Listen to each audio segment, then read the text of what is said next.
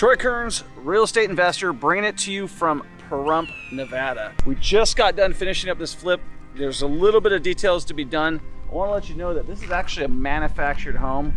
Follow me through as we walk through this house. We've added all nice red granite rocks here, fixed all the landscaping. It looks really nice in here. This whole place was chewed apart by animals, so I'm still not completely satisfied with everything. We got some touch-up paint to do. They fixed the fence line in the back, so this got a really good curb appeal right now. But let's walk inside. Not a new door, just a freshly painted door. You can see there's a couple dings in here that he's probably gonna fix. We tried to make these fans work, but we can't get them to go and spin, so we're not gonna be cheap and put a chain. We'll just replace them. We got these nice new floors. This is only $1.18 a square foot. So that's really, really cheap when you're talking about flooring. I like to go with 2-panel doors. I think that they give a better look than the 4-panel door that you see a lot, or the 6-panel door that you see a lot. So we've got kind of a country farmhouse style in here. We're using cheap blinds. We're not using the expensive stuff. They're lucky I'm even putting it in there, okay? So the builder would charge you a bunch more money. You gotta keep in mind, at this price point, you don't touch everything. We're looking to sell this thing between $165,000 and $200,000. The reason I say that is my partner thinks it's gonna sell for $165,000. I think we're closer to $185,000. So we got granite here in the kitchen. These are the original cabinets. We had to fix them, but it needs one more coat of paint, you can see. So we're gonna put another coat of paint on that. One thing that I've learned that I always do in my flips is I always don't install appliances. Why? These houses are vacant. Criminals like to steal appliances. Why am I gonna go put my appliances in the house that is gonna possibly get stolen? Feel like you're trying to attract people to your property who are gonna steal from it. So we don't do that. We pretty much left everything exactly the way it was. There wasn't anything to change in here. This is the master. He decided not to paint the tub. I'm gonna show you what happened here. See this nice yellow tub? We're gonna paint it. It wasn't something that we were looking to do, or it wasn't something we weren't looking to do, but he decided, it's fine. And I still think it's not fine, so we're gonna do that. New closet doors with nice racks in them, so somebody's gonna get really comfortable really quickly. So this is the master. You got dual closets.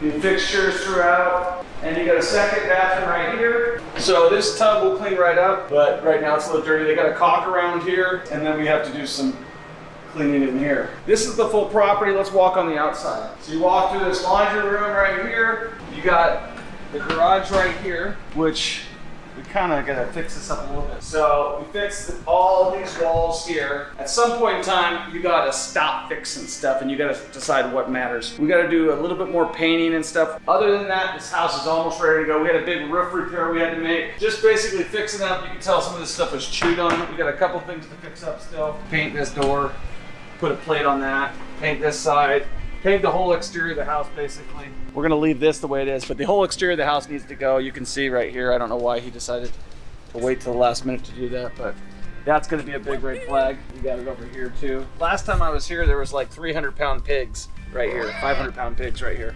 pot-bellied pigs. Still smells like them. So we're actually going and getting some bleach right now, and we're gonna bleach all of this stuff out here. And that's pretty much it. We got the before pictures, or the before videos, which we'll include in this video so you can see the whole thing from the beginning to the end. Yeah. Fix this, paint this. You can put New doors. new doors, the 2-panel. Tile in there. This is garbage. These could stay the same, or whatever's cheaper, either a door or one of these little things. You know what I'm talking about? Nothing is cheaper. All right, good job. Just think as cheap as possible on this one because the budget is small. Kenya. You know, we buy it on a little one budget. We did this thing in about 4 weeks. It's an hour from town, so it's hard to find contractors. So we got one of our contractors to drive out here. So he's kind of like burnt out and he's just ready to go back to Vegas. And so he's trying to quit early on a couple things we agreed on. I just said, hey, I'll give you a few more bucks, just finish it out. So sometimes if you got a guy who's willing to come out here, you might have to bend a little bit too. So that's where we're at, kind of in the middle of nowhere. But you see we're on a nice street, and comparing us to other houses, we are now probably the nicest house on the block. And we were the worst house on the block. So if you look right here, we got the most matured landscaping. This house is really looks nice right here. This house is a little bit faded. Now, this house definitely looks like the best house on the block. That's how you make money when you flip real estate. You buy the worst house on the block and you make the best house on the block. So how did I come across this house? So this is a funny story. So when you are a successful flipper and you're an honest guy, which I happen to be both, you're gonna build a reputation from people that you do business with. On this particular deal, I have a client of mine, a client that I represent when I sell his flips for him as an agent, who's become friendly with me, and he respects that I know what I'm doing, and I respect that he knows what he's doing. So he was a little bit tapped on funds, and he hit me up and he said, hey, you wanna split a deal? I got a deal I wanna take down. You want to buy me out or you want to split the profits? I said, let's split the profits. I'll take care of the rehab. So that's what we did. So he brought the deal to me. The people who had the house died. The sister took over the estate, and the boyfriend of the person was still kind of staying here, was just tearing up the property. They left the potbelly pigs here to die in the sun. They were just not getting fed or anything like that. And actually the first time we came here, the guy actually had a big history with law enforcement, meaning that his horse was on this main road and got hit by a car. Anyways, we had animal control out here. It's a whole backstory, but the bottom line is, at the end of the day, we fixed this property. Someone else is gonna get a nice new home that's all clean, ready to go, that they can go and have their animals on if they want, or whatever they wanna do. If they wanna put a garden back there. The whole point is, we always turn a negative into a positive, and we always fix up a dump. So what we're doing, the contractor should have bleached out the garage. There's a strong smell of animal. He's gonna repaint the whole place on the exterior. He's gonna fix that thing. There's a couple other things I noticed while I was here. This little part right here, when he paints, he just needs to fix this. This can't look that rough. And then he should just put a cap on this and paint the door.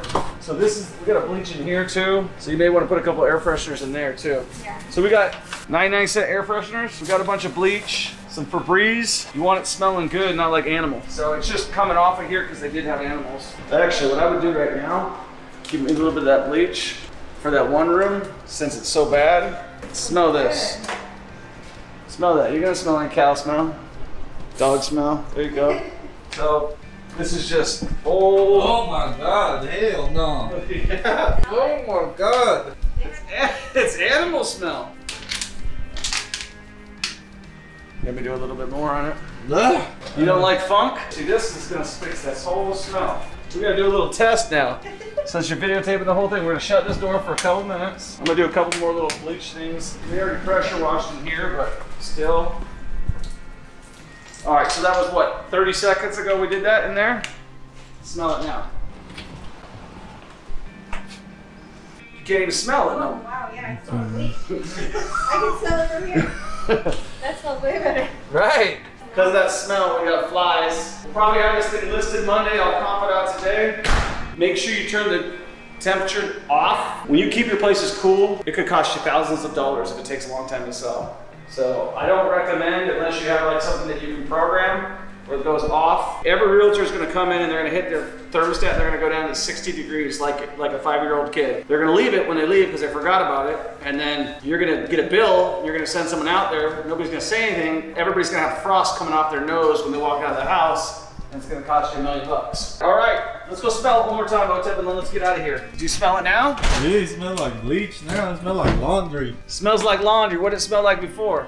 It smells like dog shit. Right, so you see the difference? Yeah. That's all we did. All I did was dump a little bleach, problem solved. Now we're on to the next flip, okay? You ready?